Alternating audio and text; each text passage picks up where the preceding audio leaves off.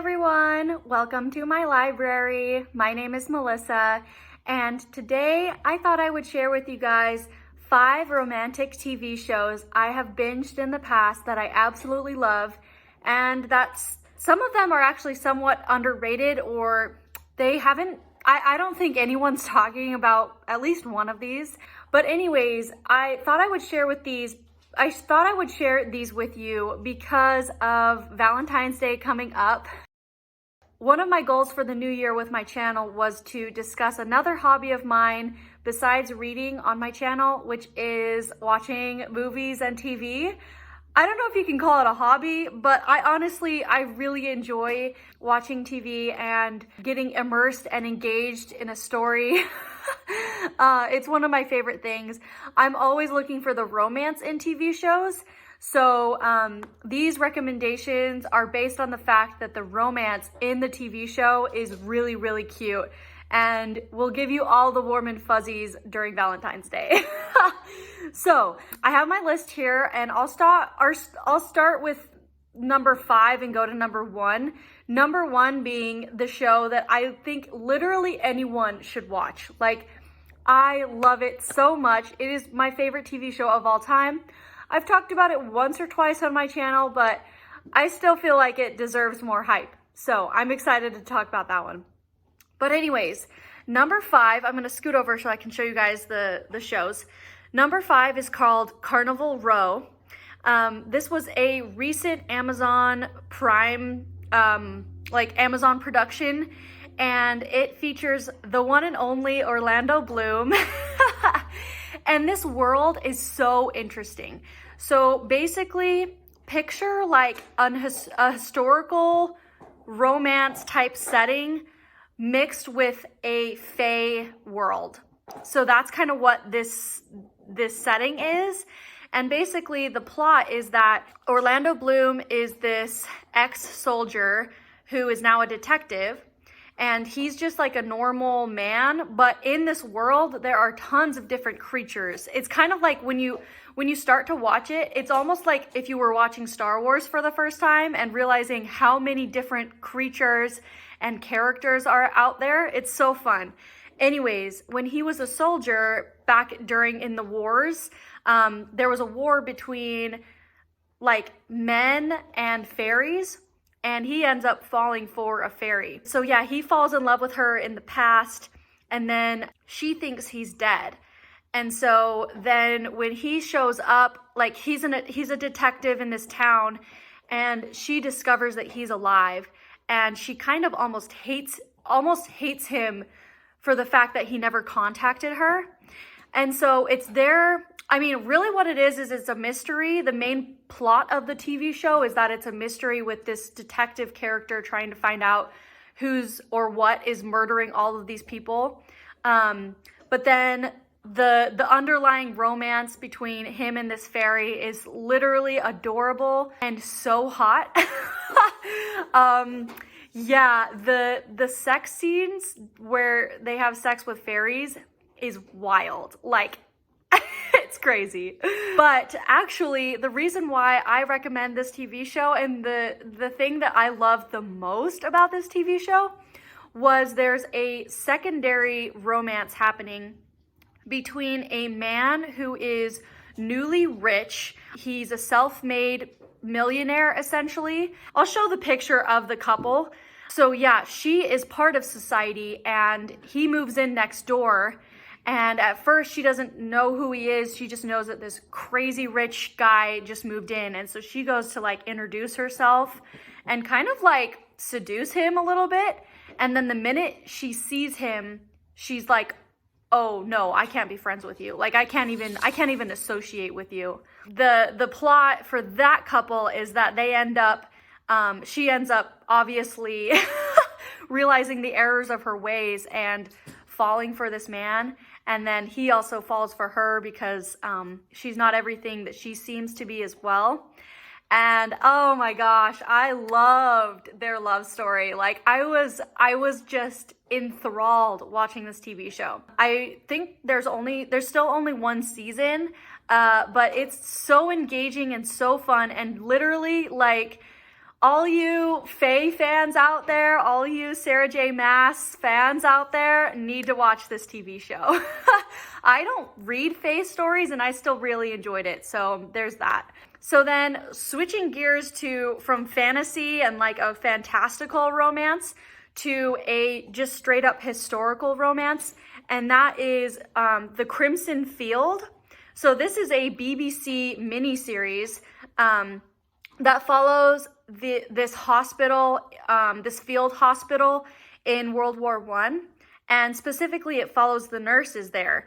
So there's a ton of different characters involved in this story, but there's a romance that happens with each of these nurses. Each of these nurses holds something in their past or has some sort of secret that they're trying to deal with as they treat these men and as they kind of come to terms with who they are. Roger from from Outlander, he plays a Scottish surgeon in this TV show, and that's actually how I originally knew, like how I came across him, is from this TV show. So then when I saw that he was acting in Outlander and I started watching Outlander, I was so excited because I loved him in this TV show. I just thought he did such a good job. So yeah, this is a really, really good BBC miniseries that not a ton of people have seen. Very heartbreaking, and I just loved this TV show. I thought it was so good. And it's not like multiple series. It's literally like 6 episodes. So you can binge it and be done. So that's nice. Number 3, we're shifting back to fantastical.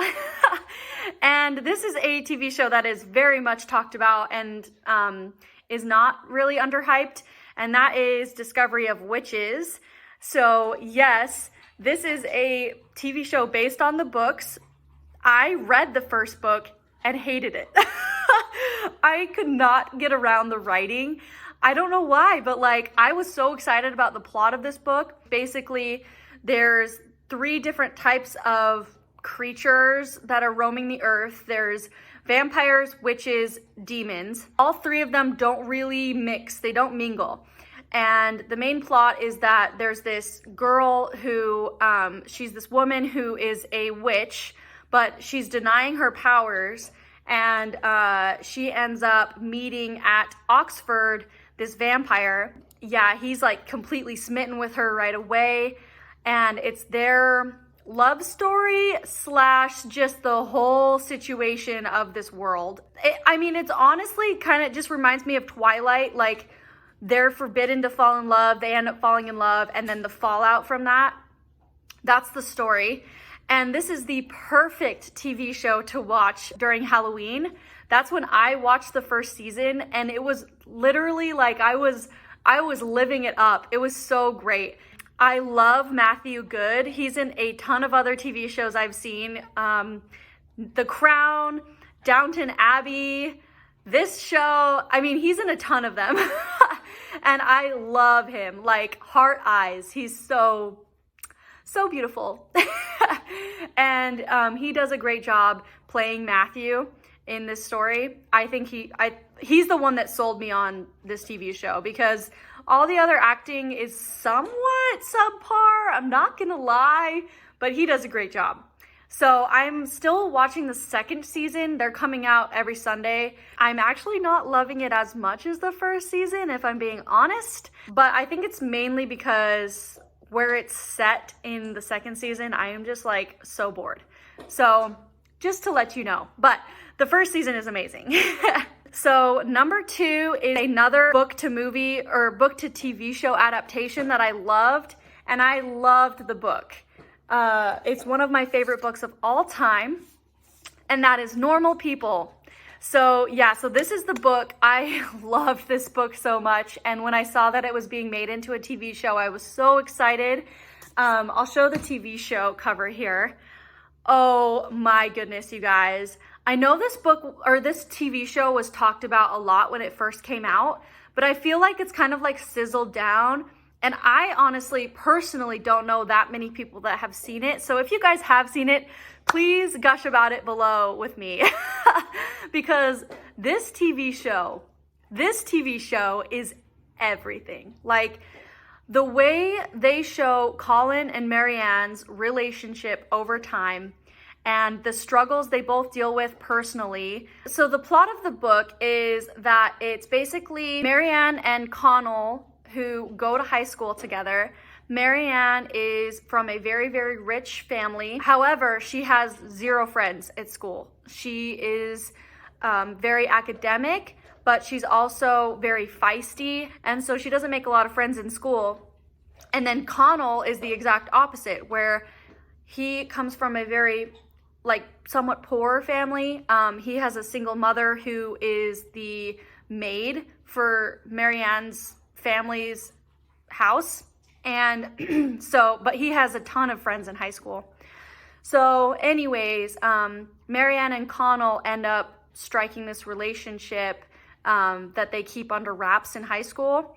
And then it follows their relationship over the course of a decade, essentially, as they both go to school together. They end up being they fall in love and end up, it's beautiful how they fall in love, but then they also have a terrible breakup, and then it's them figuring that out and coming back together. And it will just keep you, the whole TV show will just keep you guessing as to how it's going to end. Anyways, the sex scenes in this TV show as well were so good. I was watching it with my husband and we both were like, whoa, this is crazy. This is Game of Thrones status. I loved this book. I loved the TV show. If you haven't watched it, you need to. It is so romantic and so just, oh, you just feel for these characters. They will get themselves locked in your heart. So yeah, love normal people, and bring your tissues. The next TV show, and the final TV show in this little video I'm making, that literally I need everyone to drop what they're doing and watch this TV show. If you only take away one recommendation from me, whether it's a book or a TV show, I'm not even kidding, both, this is it. This is my favorite TV show of all time. It's called Fleabag. It has won so many Emmys, so many awards. It is amazing. I actually own the screenplay of it.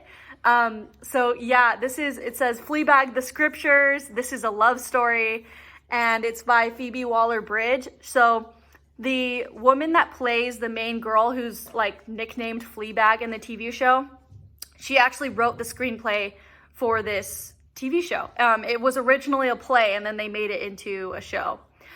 So yeah, she is an amazing writer. I am just so in awe of her. The reason why I recommend this as a romantic TV show is the first season is not romantic. It is very much a character study of Fleabag, and it's her life, her struggles, and it's kind of like a comedy, like a satire. It's kind of tragic, very tragic, honestly. It's her dealing with something in her past that has haunted her ever since, that she's basically trying to come to terms with. But the second season, you guys, she ends up falling in love with a priest, and the priest is played by Andrew Scott. I'm going to show a picture because literally I'm speechless. It's so good. Yeah, so she ends up falling for this priest that is very down to earth. He drinks, he smokes, he swears. So she's like, are you even really a priest? Are you religious at all, or what is this? He kind of helps her also come to terms with herself and self-love. And he's not preachy to her. It's so cute. But yeah, I just loved the second season of this TV show. Don't start with the second series though. Start with season 1, get acclimated with the characters, and then watch season 2 and just love your life. That's what I would recommend. It also stars amazing secondary characters. Fleabag's mom is played by the same lady that played Elizabeth in the most recent seasons of The Crown.